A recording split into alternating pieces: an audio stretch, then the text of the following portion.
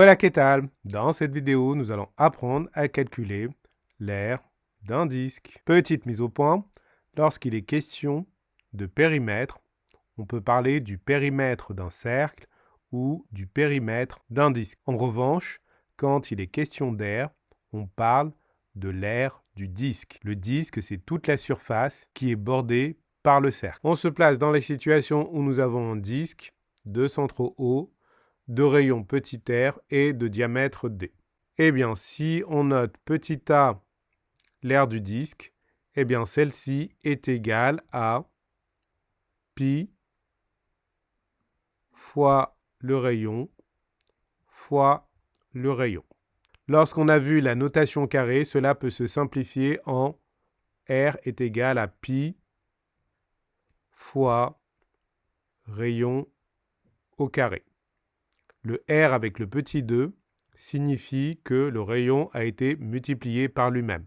Et ça se lit r au carré. Si au moment où vous regardez cette vidéo, vous n'avez pas vu cette notation, ce n'est pas grave, gardez la première formule, pi fois r fois r. Donc voilà, l'aire d'un disque est égal à pi fois r, où r est le rayon du disque. Le nombre que nous avons ici, eh bien, il se lit pi, et il est environ égal à 3,14. Il y a une infinité de chiffres après la virgule. Mais ça, normalement, vous le savez déjà. Allons appliquer cette formule sur un cas concret. Dans la situation que nous avons ici, nous disposons d'un disque de centraux hauts et de rayons 5 cm. Et ce que nous voulons, c'est déterminer, calculer son aire. Après avoir annoncé le calcul, on commence par donner la formule littérale, à savoir que l'aire du disque est égal à pi fois rayon fois rayon.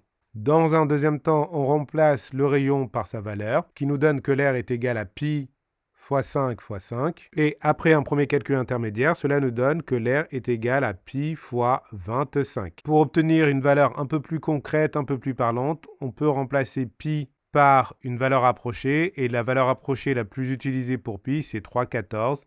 Donc notre calcul devient 3,14 fois 25, et ça, c'est égal à 78,5. Posez le calcul ou utilisez une calculatrice, c'est comme vous voulez, ou comme vous pouvez en fonction des conditions qui peuvent vous être imposées en évaluation.